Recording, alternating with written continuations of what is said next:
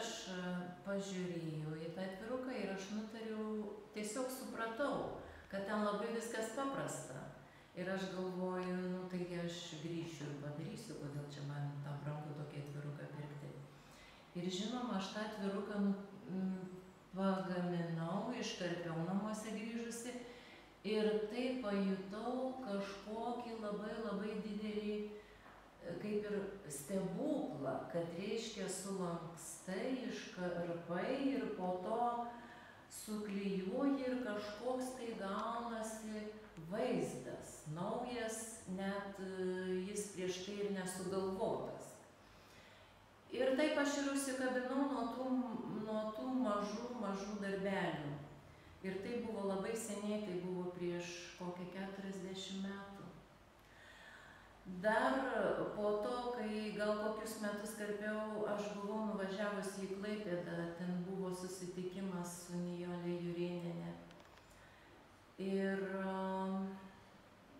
po to susitikimo aš važiavau į namus autobusu ir aš visą kelią galvojau apie tai, kad aš nieko nesužinojau, kadangi ji pažiūrėjo tos darbus ir pasakė, gerai, viskas gerai, dirbk toliau. Ten buvo daug mūsų susirinkusių. Ir aš tada jau kažkur privažiavus prie netoli Raseinių, pati tiesiog savo pasakiau, kad aš pati viską sugalvosiu. Aš pati karpysiu taip, kaip norėsiu, kaip sugalvosiu, kaip man bus patogu, taip karpysiu. Ir taip iš tikrųjų aš tiesiog pati ir susikūriau šitą karpinių pasaulį.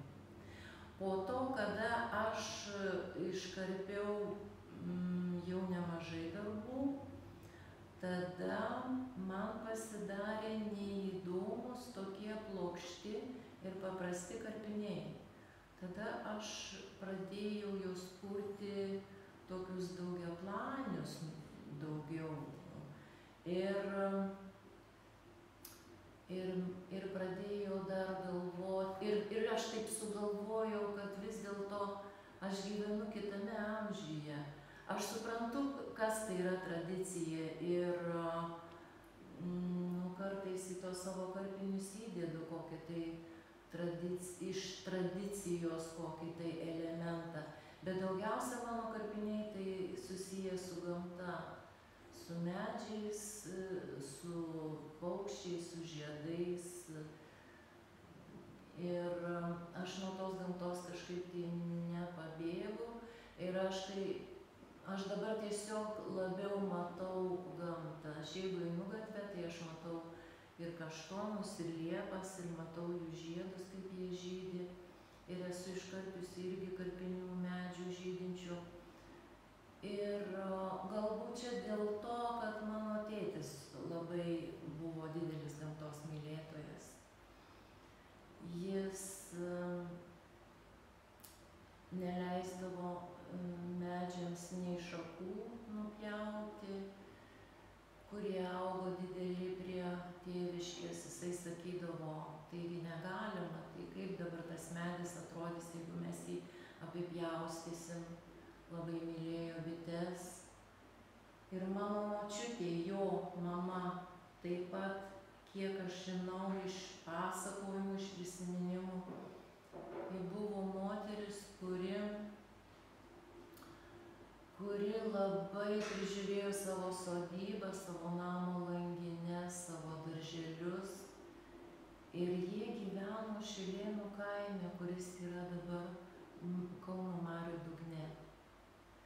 Tai va, kai manęs klausė, iš kur aš esu, man kažkaip norisi pasakyti, kad aš iš ten, iš to krašto.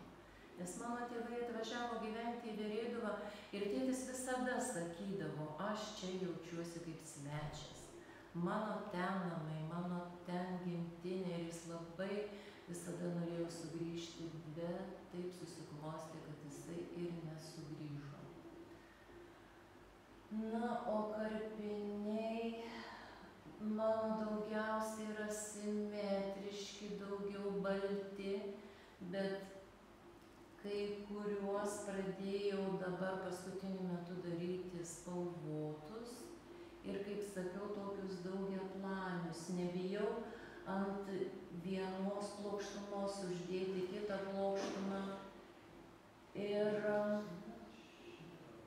čia parodoje tai jie yra daugiausia dideli darbai. Šiaip darau ir mažesnius, atvirukų daug esu labai sukūrusi, padariusi ir net tikrai turiu tokių, pasakyčiau, kad net ir ypatingų, kurių neparduodu. Čia neatvežiau nei vieno. O dažnai darot parodas? Ar dažnai būna parodos? Ne. Ir kažkaip tos parodos, kas yra keisčiausia, kažkaip jos ateina ir mane pakviečia. Aš nedarau, aš tiesiog nenoriu daryti, o nenoriu todėl, kad galbūt aš tada pagalvoju, žinot, ką aš pagalvoju, aš tada pagalvoju, kad toj parodoj turėtų būti kažkokia tai spalva, kuri vienytų tą visą parodą. Ar tai tų darbų dydis, ar jie visi turėtų kažkaip savo tema susišaukti. Ir aš kažkaip visada jaučiuosi, kad aš nesu visiškai pasiruošusi parodai. Ir aš vis tęsiu. Bet jos pačios ateina tos parodas ir mane pakviečia. Va dabar dar bus paroda, kitą savaitę išvešiu į Klaipėdą. Ten truputį mažesnė Kanto bibliotekos filialė, bet irgi bus. Ir aš prieš kelis metus taip pasakiau garsiai, sakau, norėčiau tik tai galbūt vienintelės parodos, apie kurią svajoju, tai baltos kalėdinės parodos.